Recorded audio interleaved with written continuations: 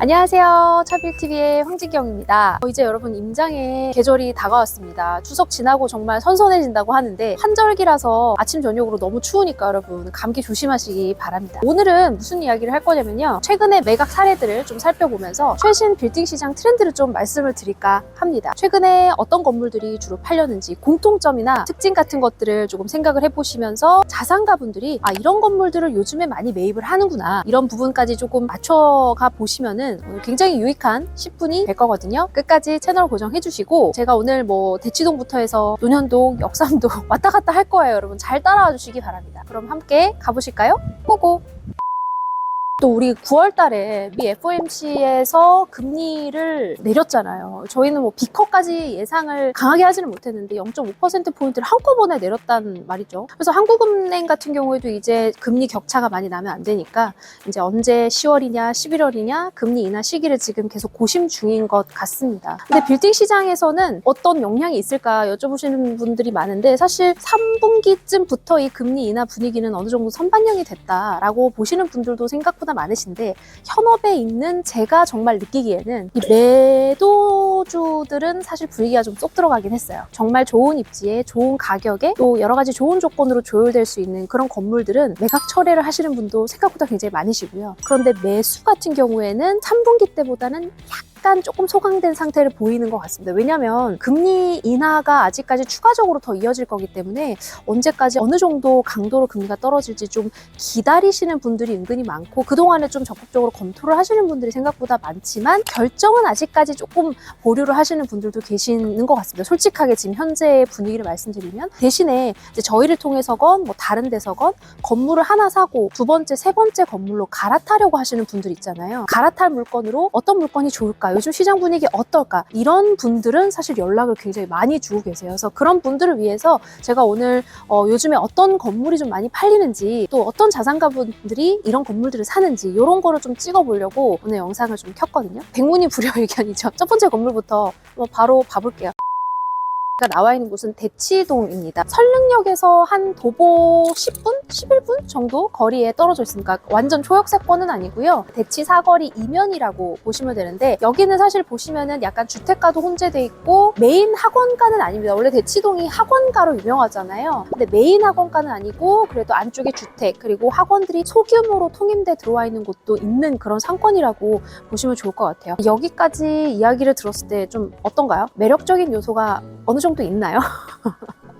그렇게 매력적이지가 않아요. 확실하게 가격에 정확하게 반영이 되더라고요. 어떤 입지적인 요소로 매력적인 부분이 없으면 사실 그런 것들을 귀신같이 가격에 반영이 됩니다. 이게 평당 지금 1억에 매각이 됐습니다. 8월 30일에 계약이 됐고요. 76억 5천만 원, 대지가 76평 정도거든요. 그래서 76억 5천만 원에 총 매각이 됐습니다. 이게 23년 10월에 준공이니까 신축된 건물이 평당 1억에 매각이 된 겁니다. 근데 사실 여기 주변 같은 경우에는 이제 신축 건물이 한 1억 4천에서 1억 6천 정도에 팔렸고, 그리고 실거래, 구축 실거래가 1억 1천에서 1억 2천만 원 정도에 팔리는 그런 상권이거든요. 그런데 신축된 건물이 평당 1억에 그것도 강남에 팔렸다라는 거는 사실 어마어마하게 금매성 평당가는 맞는 부분이거든요. 근데 이 건물주분께서 사실 22년도에 48억에 요거를 매입을 하셨어요. 23년도 10월에 준공을 하자마자 이게 100억 초반, 그러니까 110억 정도의 매물이 나왔었거든요. 근데 이제 그 이후에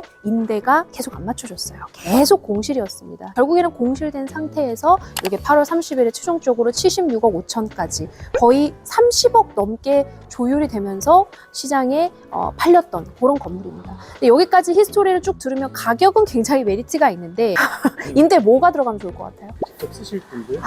그쵸. 이게 제가 브리핑을 할 때도 그 부분 때문에 저희 직원들하고 굉장히 많이 고민을 했었어요. 사실 이게 신축 건물이잖아요. 그러니까 임대료를 또 막 낮추기도 그래요. 왜냐면 신축 비용을 많이 들었기 때문에 평당 임대료도 생각보다 합리적이진 않았어요. 평당 임대료도 신축이니까 막 낮추지도 못하고, 그리고 또 여기가 메인 학원가가 아닙니다. 학원이 들어오기도 애매하죠. 그리고 F&B가 들어오기도 좀 애매하지 않나요? 주택가이고, 게다가 이게 지금 연면적이 180평 규모 정도가 되는데, 연면적 180평 정도의 신축 건물에 강남, 사실 그러면은 다른 지역에도 옵션이 굉장히 많습니다. 다른 지역에도 보실 옵션이 많아서 선뜻 이 가격에 게다가 압도로 4m인 건물에 선뜻 임차를 들어오기가 쉽지가 않은 거죠. 임대가 답이 나오지 않으면 아무리 평당가가 낮아도 매수인 분들이 고민을 좀 많이 하시더라고요. 그래서 결국 계속 안 팔리다가 거의 3, 40억 가까이 조율이 돼서 시장에 팔린 겁니다. 이제는 이제 제 가격을 찾아서 결국에는 매각이 된 거죠. 요즘에 이런 76억짜리 정도의 규모의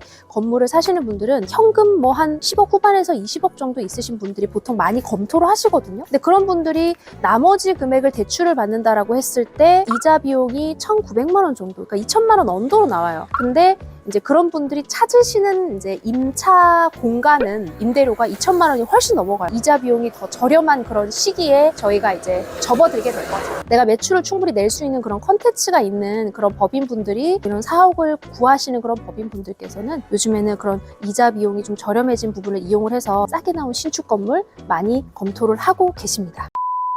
두 번째 매각 사례 앞에 나와 있습니다. 여기는 여러분 논현동이에요. 제가 빨리 또 논현동까지 달려왔습니다. 여기는 어디냐면 이제 언주역하고 가까워요. 9호선 언주역이랑 가깝고 여기 언주로하고 봉은사로 이면 섹터라고 보시면 돼요. 일단 여기 같은 경우에는 요 대로변에 굉장히 병원도 많고 대형 병원도 많고 하이엔드급 오피스텔이 많거든요. 그리고 일단은 장점으로 여기 길을 보시면은 굉장히 넓습니다, 여러분. 또 넓은 도로, 넓은 앞도로 우리 매수자분들께서 굉장히 선호하시는 조건 중에 하나이기 때문에 많은 분들이 또 적극적으로 검토를 하셨던 부분이고, 또 게다가 여기는 임대료가 강남 사무실 쓰시는 분들, 강남에 또 사무실을 임대를 필요로 하시는 분들에게는 조금 합리적인 편이에요. 그래서 임대 사옥에 대한 어떤 그런 수요가 있으신 분들도 많이 보시는 그런 섹터다. 이 건물이 8월 1일에 계약이 됐습니다. 총 매가는 57억 원에 매각이 되었고 평당 1억 4,500만 원에 팔렸습니다. 여기 주변에 구축이 1억 4천만 원 정도에 팔렸거든요. 또 23년도에. 근데 지금 이게 24년 8월에 1억 4천만 원에 그것도 대수선하고 증축이 완료된 신축급 건물이 그 정도에서 팔렸다라는 건 굉장히 합리적인 가격에 매각이 됐다라고 보시면 좋을 것 같아요. 22년 5월에 준공이 되고 나서 시장에 나온 가격이 얼마인 줄 아세요? 이게 거의 90억 가깝거든요. 근데 그 90억 가까운 매가가 지금 현재 57억까지 조율이 돼서 아까 앞서 살펴봤던 첫 번째 사례랑 비슷하게 정말 많은 가격이 조율돼서 매각이 됐었습니다. 대로변에 차가 진짜 너무 많이 지나다녀서 제가 조금 시끄러워서 안쪽으로 여기 건물 앞이에요. 지금 건물주분이 21년 6월에 43억에 매입을 하셨는데 신축을 염두에 두고 단독 다가구 주택을 매입을 하신 거예요. 근데 이게 매입을 하실 때 저희가 등기를 보니까 채권 최고액이 거의 46억 2천만 원이더라고요. 어쨌든 채권 최고액은 120%니까 대출받은 금액을 따져보면 한 38억 넘게 대출을 받으셨다. 그렇게 되면 현금을 한 자기 자본 5억으로 매입을 하신 거거든요. 그리고 거기에다 그치지 않고 이거를 아까 대수선을 했다고 말씀을 드렸는데 대수선을 위해서 시설자금 대출을 또 8억을 추가로 받으셨어요. 그렇게 되면은 거의 46억이 넘거든요. 거의 47억 원을 대출이고 그럼 이자 비용만 지금 계산해 봤을 때 거의 5, 6억 정도의 이자 비용이 나옵니다. 여기에다 플러스 취등록세도 있을 것이고 게다가 또 아까 말씀드린 이제 대수선 그 비용이 있잖아요. 공사 비용. 그것까지 다 합치면 이게 43억에 사서 57억에 엑시트를 했다. 절대 많이 남는 게 아닌 심지어 조금 적자를 보고 원가 이하로 팔렸던 그런 건물이라고 보시면 좋을 것 같아요. 그래서 요즘 시기에는 어쨌든 아까 첫 번째 사례는 임대가 10개월, 11개월 동안 안 구해졌었잖아요. 그런 건물들, 신축급 건물들 그리고 요 사례 같은 경우는 대출이자 비용이 조금 과하게 나와서 조금 버티기가 힘들어서 어쨌든 원가 이하로 팔릴 수밖에 없었던 대수선 또는 신축급 건물들이 굉장히 사기에는 조금 좋은 시기가 찾아왔다. 근데 이런 건물들을 누가 검토를 많이 하느냐 하면 이제 법인 사옥을 조금 내가 매입을 하고 싶다 하시는 분들 또는 통임대를 쓰고 싶은데 그냥 내가 건물 사서 들어가고 싶다. 굉장히 적극적으로 검토를 많이 그런 컨셉의 건물들을 많이 검토를 하고 계십니다. 실제로 그런 건물들을 검토하시기에 최적기가 지금이 아닌가라는 생각이 듭니다. 그래서 잠시 후에도 말씀드리겠지만 그런 건물들 조금 도움을 받고자 하시는 분들은 더보기에 링크 폼 작성을 간단하게 해서 보내주시면 저희가 적극적으로 검토를 하고 또 물건들 검토하실 수 있게 도와드리도록 하겠습니다. 여기는 여러분 역삼동입니다. 잘 따라오고 계시죠? 오늘 대치동부터 논현동 그리고 지금 역삼동까지 열심히 달리고 있는데 역삼역하고 멀지 않은 거리에 있습니다. 역삼역하고 한 3, 4분 도보의 접근성이 굉장히 좋은 곳이고 그 정도면 저희가 초역세권이라고 하고 있고요. 그리고 뭐 역삼역 하면은 여러분들 태해난로 아시잖아요. 태해난로 하면은 우리나라를 좀 상징하는 그런 대형 빌딩들이 많잖아요. GS타워라던가 뭐 강남 파이낸스 센터라던가 굉장히 대형 사옥들이 들어올 만한 그런 대형 빌딩들이 있고, 그리고 그 이면에 위치하고 있는 여기 요 섹터에도 어쨌든 대형 기업들 또는 중소형 기업들이 또 사옥으로 많이 찾는, 어떻게 보면 우리나라의 대표적으로 역삼역 하면은 좀 오피스 상권 이렇게 좀 말씀을 드릴 수 있을 것 같아요. 보시는 세 번째 매각 사례는 지금 보시고 있는 요 건물인데요. 이 건물주 분이 22년에 오래된 이 주택 건물을 평당 1억 70억에 매입을 하셨습니다. 그리고 23년 7월 달에 대수선 공사, 그러니까 증축이라던가 또는 뭐 엘리베이터를 넣는다던가 이런 공사는 안 하시고 조금 가성비 있게 대수선 공사를 마치신 후에 24년 1월에 최종적으로 매각이 됐습니다. 78억에 최종 매각이 됐습니다. 원래 이게 공정이 한 95% 정도였을 때 시장에 한 88억 정도에 나왔거든요. 근데 이제 그게 어쨌든 10억 가까이 조율이 돼서 78억으로, 저희도 이 정도까지 조율이 될 줄은 몰랐는데 저희가 브리핑을 했던 이 건물을 놓치셨던 분들이 굉장히 많이 아쉬워했던 그런 건물이라고 보시면 좋을 것 같아요. 그래서 여기 역삼동 주변 같은 경우에는 지금 뭐 보시고 있는 바로 맞은편 건물도 지금 대수선 공사 중이거든요. 여기는 이제 군데군데 신축이나 대수선 공사들을 많이 하고 있는 건물들이 있고, 신축 부지 같은 경우가 1억에서 한 1억 초반 정도에 팔렸고요. 그리고 구축 건물이 보통 건물이 올라가져 있으면 한 1억 초반에서 중반 정도의 거래가 되고 있는 상권이거든요. 근데 이게 지금 대수선이 완료된 신축급 건물이 어쨌든 평당 1억 1천에 매각이 됐다라는 것도 굉장히 합리적인 평당가까지 내려와서 가격적으로는 굉장히 메리트 있는 상태에서 매각이 됐다라고 보시면 좋을 것 같습니다. 건물주분이 70억에 매입을 하셔서 취등록세 비용이 한 3억 얼마 나오고, 그 다음에 이제 요거가 보시면은 굉장히 가성비 있게 공사를 잘 하셨습니다. 조명, 그리고 외부 마감재, 그리고 내부 공사 정도를 마무리하신 것 같아요. 그래서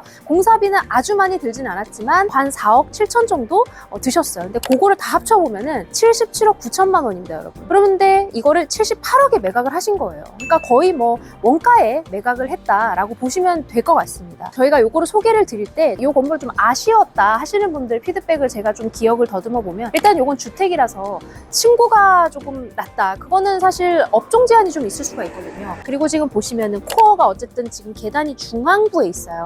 코어가 중앙부에 있으면 추후에 엘리베이터를 넣을 때 조금 이제 구조상으로 좋지는 않습니다. 훨씬 더 비용도 많이 들고, 이 코어 부분을 다른 쪽으로 이동을 해야 되는데 이 비용이 굉장히 많이 들고 난이도가 많이 높아집니다. 그래서 매수자분들이 선호를 많이 안 하시는데, 어쨌든 이 건물 같은 경우에도 코어가 중앙부지만 이런 부분은 또 오히려 장점으로 작용할 수 있는 게 한 층에 두 섹터로 나눠서 따로따로 임대를 받을 수 있다는 거, 이런 점을 좀 긍정적으로 활용을 하신 것 같고요. 그리고 위치 같은 경우에도 일단은 삼거리 어떤 중앙 정도의 느낌으로 좀 가시성이라던가 접근성은 좀 좋은 편이거든요. 그래서 그런 부분은 좋은데, 이게 연면적이 이제 150이 조금 안 됩니다. 이 정도 연면적 규모의 임대를 내가 쓰고 싶다, 통으로 쓰고 싶다 하시는 분들은 사실 강남의 신축에 보실 만한 건물들이 아까도 말씀드렸지만 너무 많습니다. 그리고 이 임대료가 완전히 싸지 않는 이상은 가격적으로도 그렇고 위치적으로도 그렇고, 게다가 신축 건물은 또 아니기 때문에 조금 메리트가 떨어져서 그런 부분이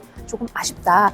그런 점을 어쨌든 뒤로 하고서라도 평당 1억 1천 신축급 건물이 강남에 팔렸다라는 거는 굉장히 가격 메리트가 있는 상태에서 매각이 됐다라고 보시면 좋을 것 같아요. 오늘 이렇게 첫 번째, 두 번째, 세 번째 매각 사례를 제가 쭉 살펴봐 드렸는데, 이제 공통점 그리고 특징을 좀 정리를 해보면 전부 다 100억 언더였죠. 호가에서 준공된 지 얼마 안 돼서 시장에 노출됐고, 그 호가에서 거의 30억에서 40억 가까이 조율이 된 상태에서 원가 이하로 조금 저렴하게 매각이 됐다라는 점, 플러스 어쨌든 21년도, 22년도에 매도주분들께서 매입을 하셔서 한 2년이라는 굉장히 짧은 사이클 이후에 빠르게 매각이 됐다라는 점, 이런 점들을 조금 눈여겨보시면 좋을 것 같아요. 그리고 이런 건물들을 실제로 내 사옥이 필요한, 사옥을 찾고 있는, 사옥에 대한 니즈가 있는, 매출이 나고 있는 그런 법인 손님분들께서 적극적으로 검토를 했다. 그리고 그런 분들이 실제로 매입을 했다. 본인의 어떤 사옥으로 활용을 하시기 위해서 매입을 했다라는 부분으로 정리를 해볼 수가 있을 것 같아요. 최근 이제 시장에서는 사실 21년도, 22년도 굉장히 신축 공급이 많이 됐어요. 이게 수요와 공급의 법칙으로 인해서 공급이 많아졌기 때문에 임대료가 떨어질 수밖에 없고, 없고 공실이 많을 수가 없거든요. 그래서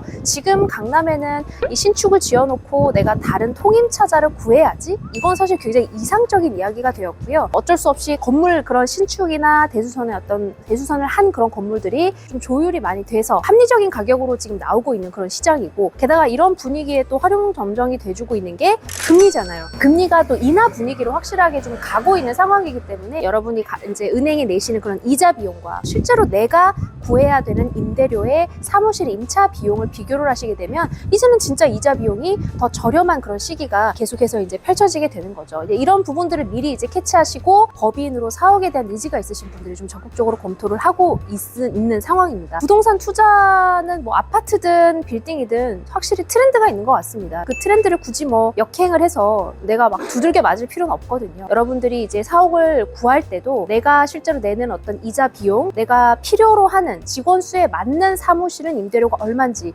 그거를 정확하게 따져보시고, 또 사업체가 어떻게 될지 모르는 거기 때문에 환급이 좀 잘 될 수 있는 건물일까? 이런 부분들, 그리고 감당할 수 있을 만큼 가격이 좀 조율돼서 내가 매입을 할 수 있을까? 이런 부분들을 조금 정확하게 따져보시고 매입을 하신다면 충분히 현명한 투자가 아닌가. 요즘에는 그런 건물들을 아주 저렴하게, 신축이나 대수선 건물들을 저렴하게 매입을 할 수 있는 적기가 아닌가라는 생각이 듭니다. 이렇게 오늘 컨텐츠를 준비해서 찍어봤고요.